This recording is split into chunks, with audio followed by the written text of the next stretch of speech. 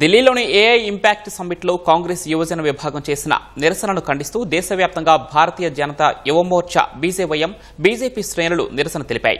హైదరాబాద్ గాంధీ భవన్ ముట్టడికి యత్నించిన నేతల అరెస్టును రాష్ట్ర అధ్యక్షుడు రామచంద్రరావు ఖండించారు. మరోవైపు బాన్స్వాడలో శాంతియుతంగా నిరసన వ్యక్తం చేసిన బీజేపీ కార్యకర్తల అరెస్టుపై ఆందోళన వ్యక్తం చేశారు.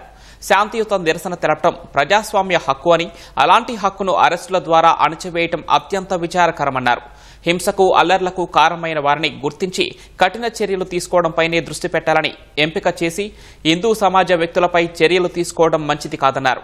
తమ కార్యకర్తలను వెంటనే విడుదల చేయాలన్న ఆయన న్యాయంగా పారదర్శకంగా చర్యలు తీసుకోవాలని డిమాండ్ చేశారు. జరిగినటువంటి ఒక వివాదం వచ్చే అవకాశాల్లో మధ్యన ఈరోజు అక్కడ కొన్ని హిందూ సంస్థలు బాన్స్వాడలో బంద్కు పిలుపునిచ్చారు. ఈ బంద్ పిలిపించే 144 సెక్షన్ పెట్టి అనేక మంది బీజేపీ వాళ్ళని, ఆర్ఎస్ఎస్ వాళ్ళని, విశ్వ హిందూ పరిషత్ వాళ్ళని ఈరోజు అక్రమంగా అరెస్ట్ చేసి పోలీసులు ఈరోజు అక్కడ ఇక్కడ తరలివేయడం జరిగింది. కాబట్టి దీన్ని భారతీయ జనతా పార్టీ ఖండిస్తా ఉంది. నేను డీజీపీ గారిని కోరుతా ఉన్నాను, వెంటనే వాళ్ళందరూ కూడా విడుదల చేయాలి. ఎవరైతే ఈ మహిళ పైన దురుసుగా ప్రవర్తించారో వాళ్ళపైన కేసు పెట్టాలి, ఈడీ యాక్ట్ పెట్టాలని చెప్పేసి కూడా ఈ వార్తను డిమాండ్ చేస్తూ వెంటనే అరెస్ట్ చేసిన వారిని వదిలిపెట్టాలని చెప్పేసి కూడా నేను కోరుతా ఉన్నాను.